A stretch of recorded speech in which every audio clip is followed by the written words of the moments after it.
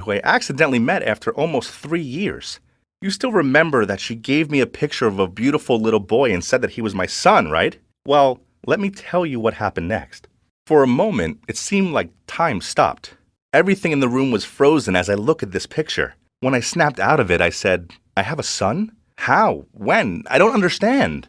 She said, that's why I want you to take the test, to see if he's yours. I had been looking for you for years. I just found out where you were and was in town to try and see you. My mind was racing. I was doing the math in my head, and it was possible, but not certain.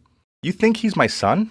I think so, yes, she said. Looking a little suspicious, I said, could it be anybody else's? She looked down at the table and said, it's possible. I asked her if she had been with anyone else during this time, which was right around when we broke up. There could be someone else, she said, but I'm almost certain he's yours. I asked if I could keep the picture, and she said yes. Then I told her to give me her cell number and that I needed some time to process all of this. She said, don't think you can just ignore me. I said, no, it's not like that. It's just that this is a little hard to comprehend. I will call you back tomorrow, I promise. And with that, I left. Why was she turning up now? Was this just about money, or was this child really mine? It wouldn't be so bad to have a son. I actually liked the idea, but I had to be smart about this. So I knew what I needed to do. There was an investigator at our company. I called him up and gave him the details, sent him a picture of the boy, and asked him to look into Liv as quickly as possible. I just wanted to be sure before I did anything else. The next morning, before I even left for work, the investigator called me. You might want to sit down for this, he said. I did, and he continued. I think Liv is running a scam. I have found evidence of at least 4 other guys she has done this to in the last 6 months. I checked her financial records, and she is in real trouble. She started a business, and it flopped. The problem is she still owes thousands of dollars to lots of people. Since then, she has been moving around and never staying anywhere for very long. Then I said, what about her little boy? He paused. That's the other thing. She gave him up to her mother. I ran his picture you sent me through some databases and found out that her mom is raising the kid. She skipped town right after the business fell apart. Her mother had no idea where she was. So that's it. She was trying to get money. She would have had me take the test and said he was my son and just taken the money.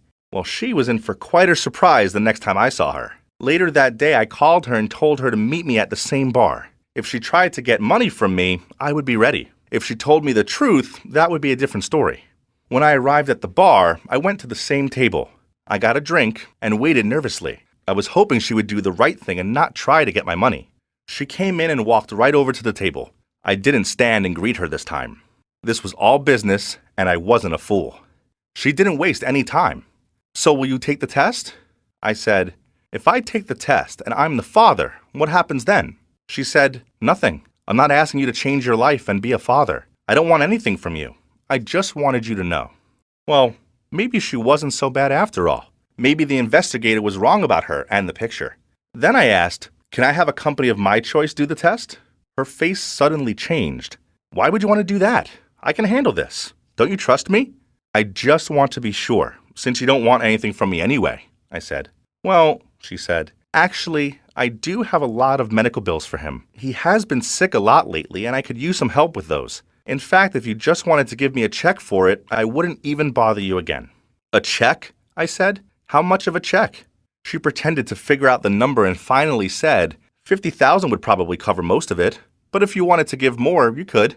I tried not to lose it. I thought for a moment and said, so if I give you $50,000, you don't even need me to take the test? What if I won't take the test or give you the money? She kind of laughed and said, how long would you keep your job when they find out I'm suing you for child support of a baby?